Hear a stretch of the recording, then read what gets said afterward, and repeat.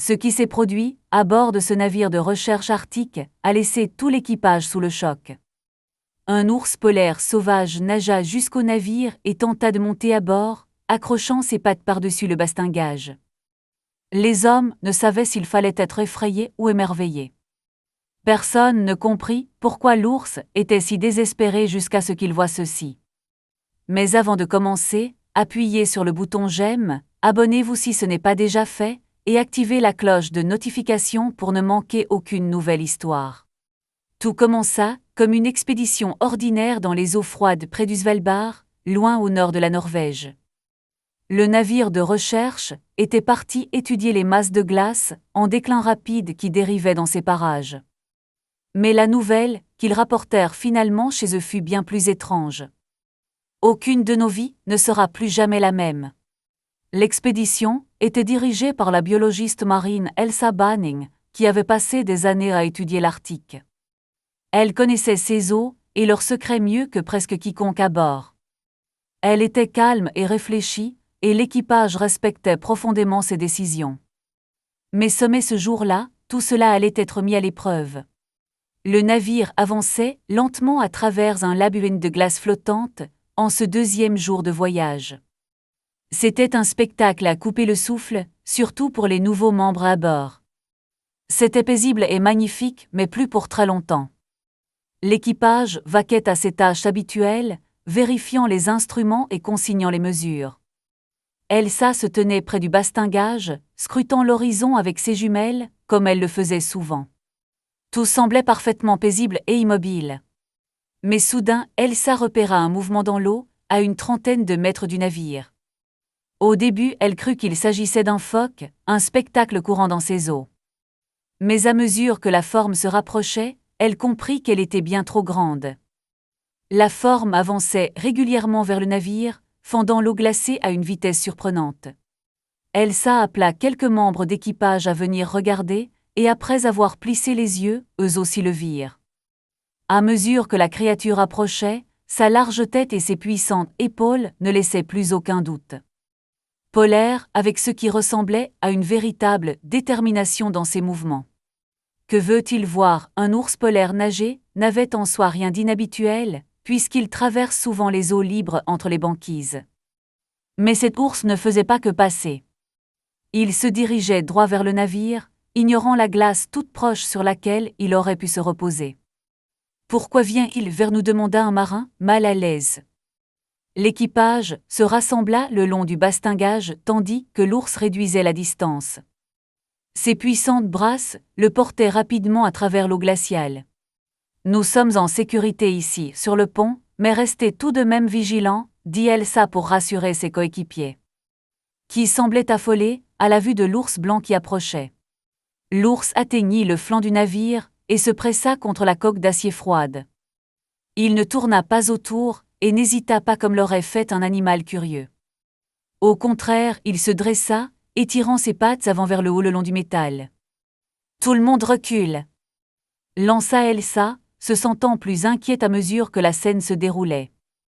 L'équipage obéit à ses ordres, mais à la stupéfaction de tous, l'ours n'en resta pas là. Il commença à tenter d'escalader le flanc du navire, accrochant ses grandes griffes contre la coque et le bastingage inférieur. Le bruit de ses griffes, qui raclaient le métal, glaça aussitôt l'équipage d'effroi. « Nous ne sommes que des chercheurs. Nous ne manipulons pas d'animaux sauvages. Ce n'est pas pour ça que nous avons signé », lâcha l'un des membres, pris de panique. Il recula d'un pas vers le centre du pont, mais l'affaire était loin d'être terminée. Le grand ours polaire commença à hisser, son corps ruisselant jusqu'à ce que toute sa tête arrive au niveau du pont. Certains hommes voulurent le chasser et partirent chercher de longs bâtons pour le repousser, tandis que d'autres restaient figés. Au bout du compte, ce fut Elsa qui trancha. Elle leva la main et pressa tout le monde de rester calme. « C'est mon navire, et je suis responsable de la sécurité de chacun. Que chasse personne ne fasse de gestes brusques, » dit Elsa avec fermeté, gardant une voix basse et posée. Elle avait passé assez de temps auprès des animaux arctiques pour savoir que la panique ne ferait qu'aggraver les choses. L'ours ne se comportait pas de façon agressive. Il semblait désespéré. Alors, que faisait-il? Elsa scruta ses yeux. L'ours qui chasse est patient. Celui-ci était frénétique, griffant la coque, glissant dans l'eau glaciale, puis se hissant de nouveau pour réessayer encore et encore.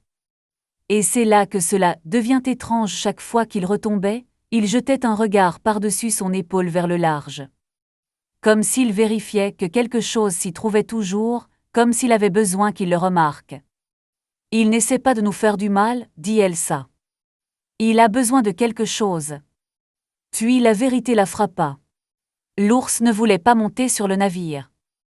Et il voulait qu'il le suive. La moitié de son équipage la crut folle. Ce n'est qu'un ours affamé, argalant d'eux. Elsa n'écouta pas. Démarrez les moteurs, ordonna-t-elle. Voyons où il nous mène. À l'instant où le navire se mit en mouvement, l'ours fit de même nageant devant, jetant des regards en arrière, attendant lorsqu'il prenait du retard. Les guidant délibérément, à travers le labyrinthe de glace. Songez-y un instant, un animal sauvage choisissant les chenaux ouverts qu'un navire pouvait réellement emprunter, évitant la glace épaisse, guidant au lieu de fuir. La nage se poursuivit sur des kilomètres. L'ours était déjà épuisé lorsqu'il les avait rejoints. À présent, il se poussait encore plus loin, uniquement porté par sa volonté. Même les sceptiques sur le pont se turent. Plus personne ne parlait d'un simple ours affamé. Puis faiblement, porté par le vent, un cri ténu désespéré. Elsa leva ses jumelles vers une banquise fissurée et gémissante, droit devant. Et là, il était un minuscule ourson coincé au fond d'une crevasse dans le glacier, pleurant après une mère qui ne pouvait l'atteindre. Tout s'éclaira d'un coup. L'escalade, le désespoir, le refus d'abandonner. Ce n'était pas un ours en danger. C'était une mère, et elle les avait conduits droit à son petit. Mais le savoir ne rendait pas le sauvetage facile pour autant. La glace se fracturait sous son propre poids. Un faux pas, et toute la banquise pouvait se fendre, entraînant l'ourson dans l'abîme. L'équipe d'Elsa mit à l'eau un petit canot chargé de cordes, de filets et de couvertures. Aucun geste brusque, aucune seconde de perdu. Un marin s'avança sur la glace la plus épaisse qu'il put trouver et tendit la main dans la crevasse. Mais l'ourson était trop loin.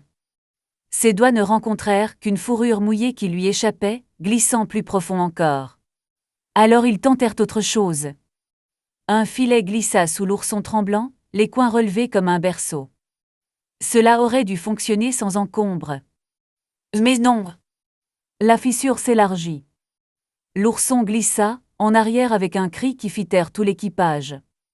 Pendant une terrible seconde, chacun se prépara à voir la banquise céder complètement. Ne vous arrêtez pas maintenant, dit Elsa, aussi posée qu'elle le pouvait. Ils continuèrent de tirer. Centimètre par centimètre, le filet remonta, jusqu'à ce qu'une corde effilochée s'accroche à un rebord dentelé. Elsa la vit la première. Attention à la corde. Ils rectifièrent juste à temps. Et enfin le filet dégagea la glace. L'ourson bascula dans le canot, trempé, grelottant vivant. Personne ne parla pendant un moment. Ils avaient vraiment réussi. Elsa enveloppa l'ourson dans des couvertures, sentant son séhur battre à tout rompre contre sa poitrine. Mais il n'y avait pas de temps pour célébrer, car maintenant que la banquise était dégagée. L'équipage put enfin voir ce qui avait tout déclenché en premier lieu, une plateforme pétrolière illégale forant dans des eaux arctiques protégées. Envoyant des tremblements à travers les fonds marins. Des tremblements qui avaient fissuré la glace et piégé l'ourson dès le départ. La mère n'avait pas seulement eu besoin d'aide pour sauver son petit. Elle avait eu besoin de témoins. Un ours seul ne pouvait rien contre une plateforme de forage. Des humains si. Elsa ramena l'ourson à sa mère, puis dirigea son navire vers la plateforme, ordonnant à son équipage de filmer, photographier et tout documenter pendant qu'elle donnait l'alerte. En moins d'une heure, des navires des gardes-côtes encerclèrent les lieux. Les exploitants, pris au piège, n'eurent d'autre choix que de se rendre. Le forage cessa. Les tremblements cessèrent. Pour la première fois depuis on ne sait combien de temps, l'Arctique retrouva le silence. Nous essayons de localiser cette opération depuis des mois, dit un officier à Elsa. Sans vous, ils auraient continué pendant des années. Quand elle lui expliqua comment une mère ours les avait menés là, il eut du mal à y croire. Personne ne le put davantage, une fois de retour au port, où journalistes et foule attendaient déjà d'entendre cette histoire, qui allait bientôt faire le tour du monde, celle d'un équipage parti étudier la glace et qui finit par sauver un morceau de l'Arctique. Des mois plus tard, Elsa organisa une nouvelle expédition dans ces mêmes eaux arctiques. Elle voulait voir comment la région s'était rétablie. Maintenant que la plateforme destructrice avait disparu, l'équipage était impatient de revoir l'endroit où leur incroyable aventure avait commencé. Ils se demandaient s'ils apercevraient quelques visages familiers. À leur arrivée, Elsa fut comblée par ce qu'elle vit. La glace avait commencé à se reconstituer, redevenant épaisse et solide à travers toute la région. La faune était revenue en abondance, phoques et oiseaux de mer emplissant ce paysage paisible. L'Arctique prospérait de nouveau, libéré des tremblements qu'il avait jadis déchirés. Tandis que le navire progressait à travers la glace, Elsa leva ses jumelles par habitude. Puis son C-ur manqua un battement à une vision familière. Debout sur une grande banquise solide, se tenait une mère ours polaire, un ourson à ses côtés. « Ce n'est pas possible, » murmura Elsa, osant à peine espérer que c'était eux. Alors la mère ours fit quelque chose qui coupa le souffle à Elsa. Elle marcha jusqu'au bord même de la banquise, leva la tête et lança un long appel grave à travers l'eau. Ce n'était pas un cri de détresse, mais un cri de salut. L'ours les avait reconnus et elle disait merci. L'ourson, désormais bien plus grand, se tenait fièrement aux côtés de sa mère et observait lui aussi le navire. Elsa sentit les larmes couler sur ses joues glacées. En toutes ces années de recherche, elle n'avait jamais rien vécu d'aussi émouvant. Le lien formé, lors de ce sauvetage désespéré, avait perduré, et les ours n'avaient pas oublié ceux qui les avaient sauvés. Tandis que le navire poursuivait sa route à travers la glace paisible, Elsa sut que c'était une fin qu'elle chérirait toujours. L'amour d'une mère avait sauvé son petit, et toute une étendue de l'Arctique. Le courage, la confiance et la bonté avaient triomphé de la cupidité. Le monde gelé était de nouveau serein, et tout était enfin comme il devait être.